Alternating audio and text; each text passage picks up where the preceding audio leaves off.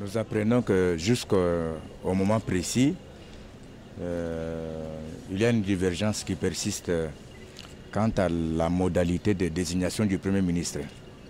Nous venons d'apprendre que la CENCO aurait proposé que le Rassemblement donne 3 noms au président de la République pour qu'il puisse nommer un Premier ministre. La majorité, elle, exige au moins 7 noms, si pas 5. Et il n'y a que le Rassemblement qui s'en tient à ce qu'il n'y ait qu'un seul nom. Vous ne voyez pas que face à la CENCO et face à la majorité, vous êtes en train de naviguer à contre-courant?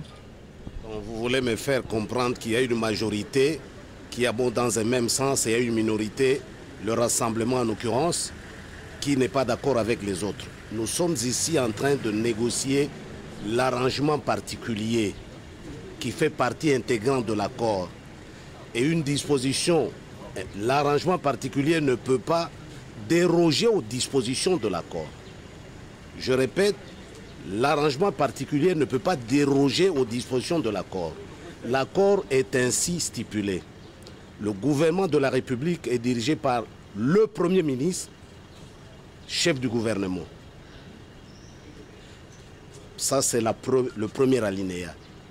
Je répète, le gouvernement de la République est dirigé par le Premier ministre, chef du gouvernement. Et j'ajoute la suite du dispositif de l'accord. Le Premier ministre est présenté par le président, par le Rassemblement, l'opposition par le Rassemblement. On n'a pas dit les candidats Premier ministre. On n'a pas dit le Rassemblement propose des noms.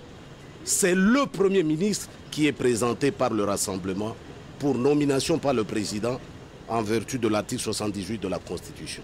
Voilà l'accord. Maintenant, si certains veulent revenir à l'accord qu'ils ont signé après l'avoir négocié, ce n'est pas acceptable, ce n'est plus acceptable. Il faut poser la question. Que doit-on faire quand on a signé un accord? On l'applique. Mais c'est bien beau d'envisager n'importe quoi. Qu'arrivera-t-il si la terre tombait, sur le ciel tombait sur la terre? Voilà des questions que vous posez. Il y a un accord qui vous dit que le Rassemblement présente le Premier ministre pour nomination par le chef de l'État.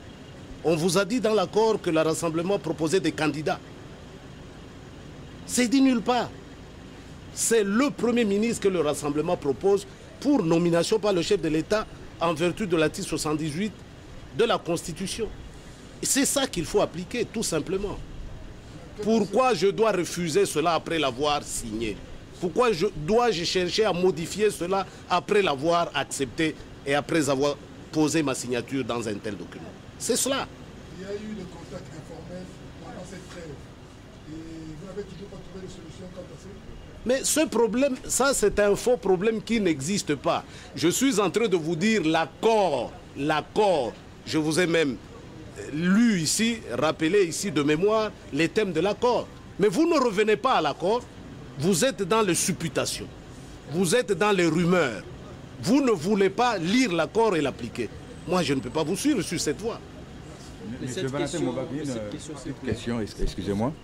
On a l'impression que plus les jours passent, plus la décrispation politique est d'une manière ou d'une autre reléguée parmi votre attention. Non, là vous avez une illusion, une impression peut-être.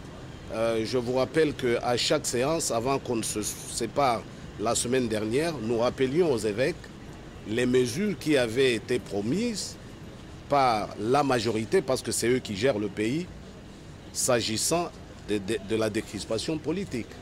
Et nous avons constaté avec satisfaction le retour de M. Roger Lumbala le week-end passé. Il faisait partie de ces mesures-là. Mais nous rappelons aussi d'autres mesures qui avaient été prises et annoncées, mais qui ne sont toujours pas exécutoires.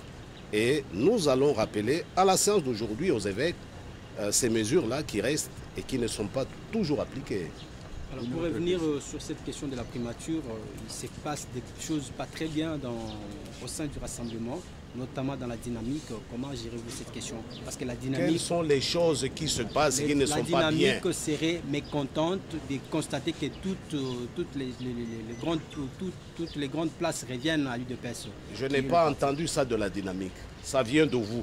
Moi, j'ai suivi une conférence de presse des déclarations de la dynamique, comme j'ai suivi celle du G7, et je n'ai pas entendu ce que vous êtes en train de dire. Ce que j'ai entendu au contraire, c'est que ce soit la dynamique de l'opposition au sein du rassemblement, que ce soit le G7 au sein du rassemblement, le poste du Premier ministre, selon eux, revient à l'UDPS. Depuis hier, il y a deux tendances au sein de la dynamique. Oui, mais finalement, c'est quelle tendance, c'est quelle déclaration on va suivre? Je vous rappelle ce qui a été dit il y a plus d'une semaine. Alors, si vous avez d'autres déclarations qui viennent de vous-même, celles-là ne peuvent pas m'engager, moi, pour faire une réaction quelconque. Une question spécifique à l'UDPS. J'ai appris, je ne sais pas si je me suis trompé, que l'UDPS aurait déjà écrit au rapporteur de la CENI, l'actuel, pour qu'il puisse vider les lieux et qu'il soit remplacé. Est-ce que vous confirmez cette information? Oui, je le confirme parce que c'est l'accord.